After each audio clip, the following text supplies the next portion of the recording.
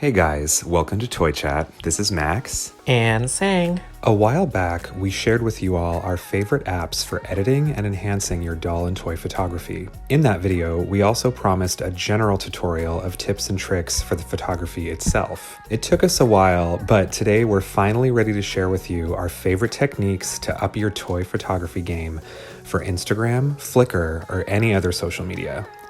In this video, we'll cover a variety of topics for getting started and improving your skills, including backdrops, working the right angles, lighting, general techniques, and more. We'll focus mostly on the basics for today, but whether you take your photos with a professional DSLR, a digital camera, or just your phone, we hope you'll find something helpful in this video. Every great photo begins with a concept. First, choose your subject.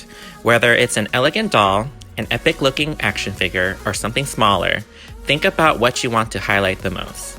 If you are wanting to photograph outdoors, a character with a sporty or warm color scheme to complement nature might be a great pick. If you're working with a simpler indoor background, you may enjoy working with a flashier or more colorful character to put the focus on the toy itself. This might be a good choice if you are wanting to show off your subject's hair, outfit, or accessories.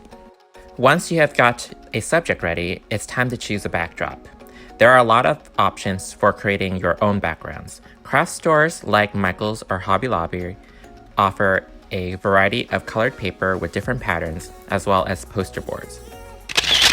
Most of this is pretty cheap and can be used for quick and simple backdrops.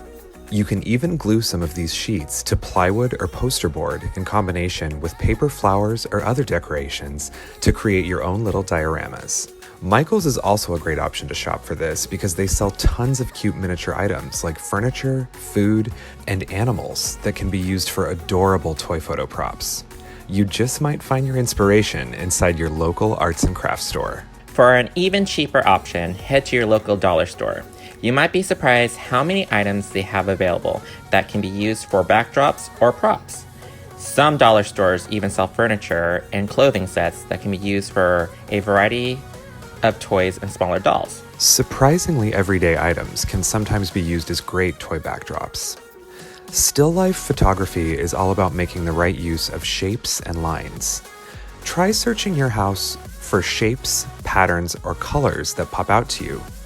It can be an unusual pattern in a cardboard box, a piece of clothing, or the packaging of your favorite toy. You might be surprised what you can do with the right combination of fun shapes and a little photo editing. One fun suggestion for a household backdrop is crumpled aluminum foil combined with light.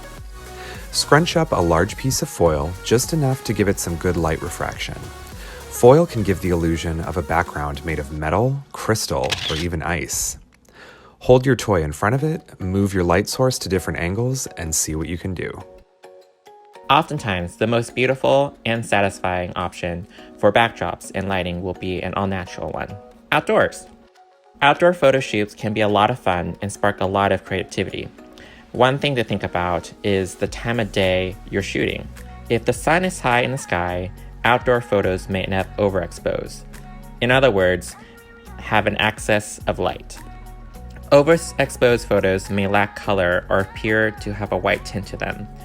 The sun is highest midday, around noon, so your best bet for natural lighting is to shoot early in the morning or wait until the afternoon. Especially when you're outdoors, always make sure to focus on your subject. Small toys can make cameras a bit fussy, but always make sure to double check your subject isn't blurred during any movement. If you're taking pictures of a toy in the grass, clear away any weeds or blades of grass obstructing your toy, and keep your eye on a clean and even composition. A question that's often asked in the doll community is how to make dolls stand up on their own. For outdoor photography, new options will open up for you. One option is to bring a somewhat sturdy plastic knife and find a spot with softer soil. Drive the knife just a bit into the ground and then pose your doll's legs in a way so at least one of them is resting against the knife. This technique works best with 10 to 14 inch dolls that aren't especially top heavy. If the knife is still somewhat visible in your photo, you can remove it in the editing phase. Again, check out our other video for tips on that. You can use similar techniques with doll stands or even gluing the shoes to the ground or wedging them gently into grassy soil. Just keep in mind this will involve cleaning the shoes afterwards, so if your doll has nice shoes that aren't made of plastic, probably better not to risk it. If you'd rather not spend money or leave the house to take your photo, another option is to make use of your home computer, tablet, or even TV screen. In this case, you can set the display to whatever photo or piece of art you want and place your toy right in front of it to make it look like they're anywhere. There are a few things you need to be cautious of when doing this. For one, make sure you aren't using copyrighted artwork or photography of other artists and claiming it as your own.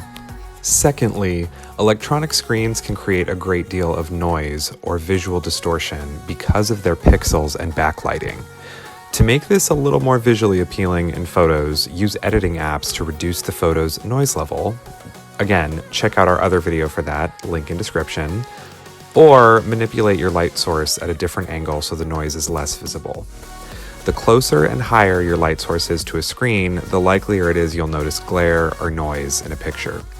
You can also shift the focus of your camera, like using portrait mode on iPhone, so the screen background is a bit more blurred.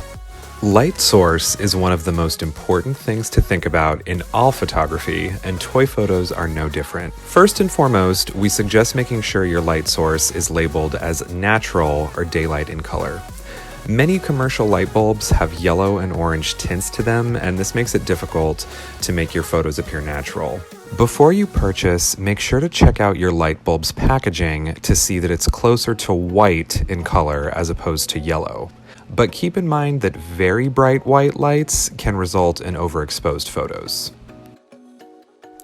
Home Depot and IKEA sell daylight bulbs, as well as small bendable lamps that work beautifully to hold at any angle you want while photographing against indoor backdrops.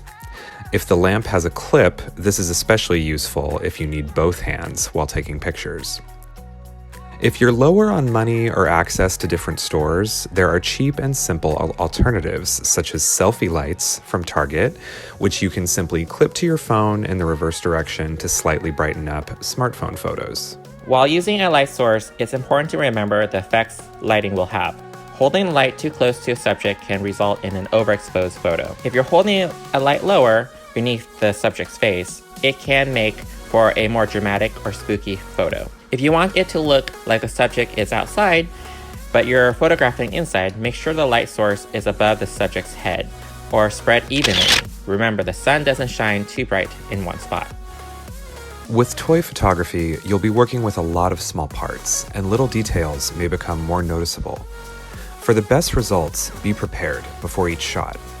Make sure your subject's face is clear of any dust or stray hairs, especially if she's been sitting on the shelf for a while.